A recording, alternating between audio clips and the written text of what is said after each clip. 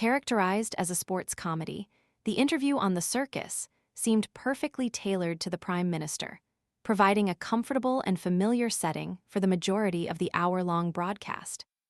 The election campaign, for all intents and purposes, has already commenced for Anthony Albanese, who cleverly leveraged a sports podcast to engage in lighthearted banter, covering a wide range of topics from Donald Trump and the complexities of media clicks and conflict to the significant AU-KUS agreement, and, of course, his cherished South Sydney Rabbitohs.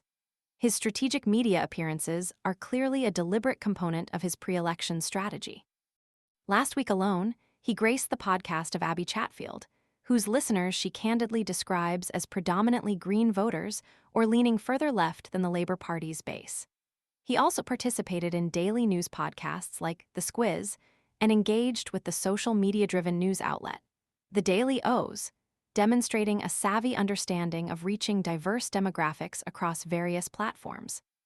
This multi-pronged approach to media engagement contrasts sharply with the more traditional methods employed by his political rivals.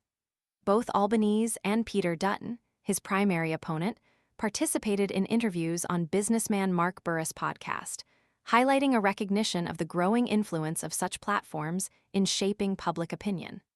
However, the approaches differed significantly in tone and style.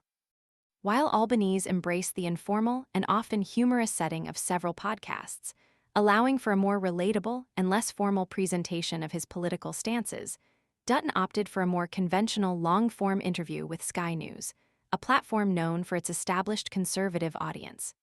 This strategic choice reflects a calculated risk, targeting a known base while potentially limiting the reach and appeal to less partisan or undecided voters.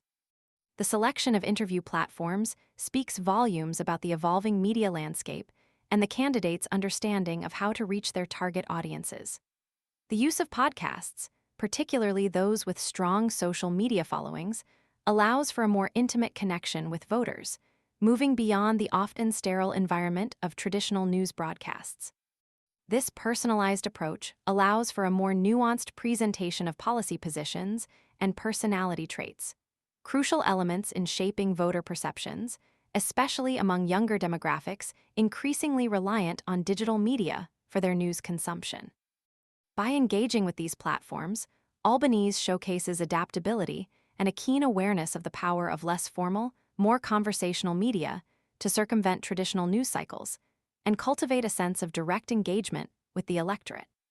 The contrast in strategies between Albanese and Dutton highlights the increasing importance of carefully curated media appearances in contemporary election campaigns, reflecting a shift towards more personalized and targeted communication styles.